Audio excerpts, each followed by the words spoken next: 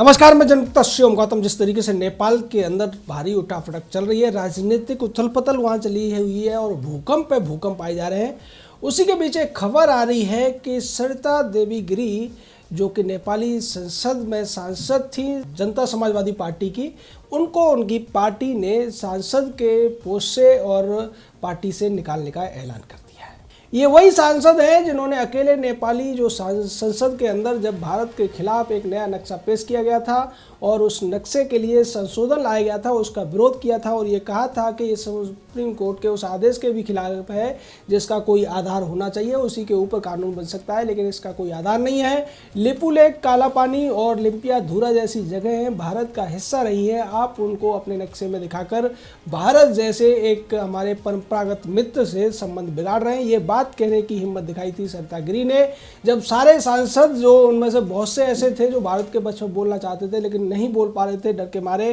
तब इस एक वीरांगना महिला ने अपनी हिम्मत दिखाई थी और बाकायदा उसके बाद जब उन्होंने अपनी बात रखी, संशोधन प्रस्ताव लाया, तो उनको बोलने नहीं दिया गया, उन्हें संसद से बाहर निकाल दिया गया और स्पीकर ने उन्हें बाहर जाने का एक फरमान सुना दिया था। उसके बाद उनके घर पर हमले हुए, उनके खिलाफ तमाम तरीके की बातें की गई, उन्हें भारत की चेली तक कह दिया गया, लेकिन उसके बाद भी वो नहीं डिगी और अब पार्टी ने उन्हें अपने सदस्यता से बाहर कर दिया है और साफ तौर पर कह दिया है कि अब वो पार्टी की सांसद भी नहीं रहेंगी। तो ये खामियाजा भुगतना पड़ रहा है सरिता देवी को और इसके पीछे वजह क्या है, आज नेपाल में ये सारा संकट क्यों पैदा हुआ है, इसकी खास वजह हम आपको बताएंगे कि किस तरीके से नेपाल की जो कम्युनिस्ट पार्टी की सरकार है वो एक चीनी बिस्कन्या के जाल में फंस गई है और ये चीनी बिस्कन्या ही भारत और नेपाल के संबंधों को बिगाड़ने के लिए जिम्मेदार है। ये चीनी बिस्कन्या ही जो नेपाल के प्रधानमंत्री हैं खड़ग प्रसाद ओली, उनको उसने पूरी तरीके से अपने बस में कर रखा है। पूरी की पूरी नेपाली कम्युनिस्ट पार्टी के उनके खिलाफ होने के बावजूद अभी तक खड़ग प्रसाद ओली अपनी सीट पर जमे हुए हैं और इसके लिए ये बिस्कन्या रोज़ नए नए दाव चल रही है और इन दावों के तहत अब उसने ओली के धुर विरोधी माधव कुमार नेपाल से भी मुलाकात की और उससे ये कोशिश कर रही है कि वो किसी तरह से ओली के समर्थन में आ जाए, क्योंकि नेपाल की जो स्टैंडिंग कमेटी है नेपाली कम्युनिस्ट पार्टी की, उसमें से 45 में से 30 से ज़्यादा सदस्य ओली के खिलाफ हैं और वो ओली को इस्तीफा देने के लिए पहले ही कह चुके हैं। वहीं दूसरी तरफ हाउ यांकी नाम की इस बिस्कन्या, जो कि चीन की राजदूत है नेपाल में, उसने अपने जो प्रभाव दिखाया है, उसकी जो गतिविधियां बढ़ी हैं, उसने राष्ट्रपति विद्या देवी भंडारी से भी मुलाकात की और इस मुलाकात के दौरान विदेश मंत्रालय के अधिकारी भी मौजूद नहीं थे। इसको लेकर भी सवाल उठ रहे हैं कि कोई भी बाहर का व्यक्ति, कोई राजनयिक जब राष्ट्रपति से मुलाकात करता है तो उस मुलाकात के अंदर विदेश मंत्रालय के अधिकारियों का होना जरूरी है। वो हर बात को रिकॉर्ड करते हैं, हर बात का एक प्रमाण रखते हैं, लेकिन उसके बावजूद ऐसा नहीं किया गया। इसका भी विरोध हो रहा है और विरोध अब सड़कों पर भी आ चुका है। नेपाल की जनता अब चीन की इस राजदूत हाउ यांकी के विरोध में खुलकर आ गई है और वो ये कह रही है कि गो बैक चाइना के वो पोस्टर दिखा रहे हैं और वो कह रहे हैं कि इस चीनी राजदूत के शिकंजे से नेपाल को बाहर निकाला जाए, नहीं तो ये चीनी बिस्कन्या नेपाल को बर्बाद कर देगी। इसको लेकर तमाम पुराने राजनीतिक तो बड़े अधिकारी और पूर्व विदेश मंत्री कमल थापा ने भी कहा कि जिस तरीके से आज नेपाल चीन की कठपुतली बना हुआ है, उससे ऐसा लगता है कि देश का भविष्य अंधकार में हो गया और केपी ओली अपने हाउ यांकी के संबंधों को बचाने के लिए जिस तरीके की हरकतें कर रहे हैं, उससे देश का भविष्य ही उन्होंने दांव पर लगा दिया है। इससे पहले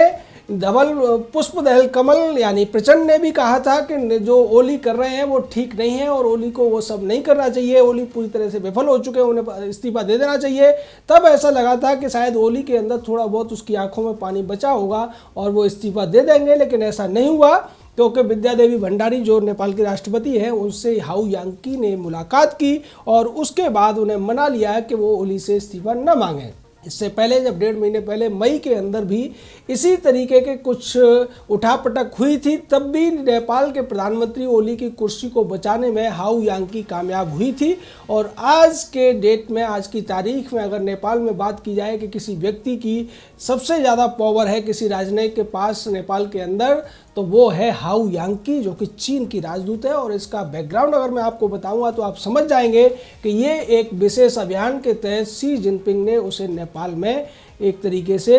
रखा हुआ है। ये जो हाउ यांकी है, ये 3 साल पाकिस्तान में भी चीन की राजदूत रह चुकी है और पाकिस्तान और चीन के बीच में जो संबंध बने, जो पूरा CPEC बना या फिर जो दूसरे नए डेवलपमेंट हुए, चीन के शिकंजे में पाकिस्तान फंसा, उसमें भी हाउ यांकी का बड़ा रोल है। हाउ यांकी एक यंग लेडी है और उसका KP ओली के घर पर, उसके ऑफिस में बेधड़क आना जाना होता है और इस बात की चर्चा नेपाल की तमाम राजनीतिक पार्टियों में भी होती है। नेपाल के तमाम राजनीति के गलियारे में ये चर्चा होती है कि हाउ यांकी ने ऐसा क्या जादू किया है, किस काले जादू में हाउ यांकी ने खड़ग प्रसाद ओली को फंसा लिया है कि ये बुजुर्ग कम्युनिस्ट नेता कॉमरेड ओली अब पूरी तरीके से घुटनों पर आ चुका है।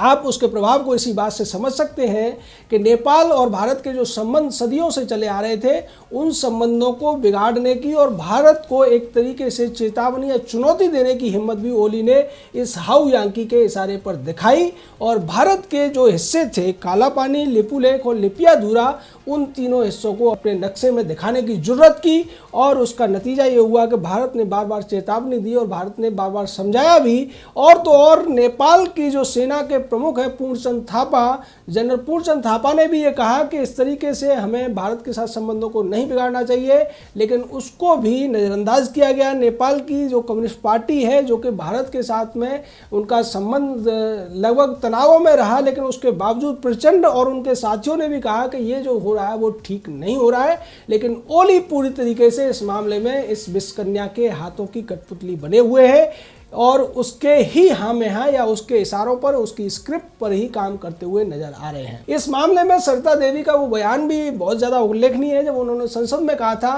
कि जिस तरीके से नेपाल ने लिपियाधुरा, लिपुलेख और काला पानी को अपने नक्शे में दिखाया है, जबकि ये भारत का हिस्सा रहे हैं, वहीं दूसरी तरफ चीन ने हमारी तमाम भूमि पर कब्जा कर रखा है। क्या KP ओली में इतनी हिम्मत है कि वो उन हिस्सों को नेपाल के नक्शे में दिखा पाएँ? तो सीधे तौर पर KP ओली को आईना दिखाया था सरिता देवी ने, जिनको कि उनकी ही पार्टी ने निष्कासित कर दिया है। और दूसरी तरफ नेपाल के अंदर जिस तरीके से जनता का एक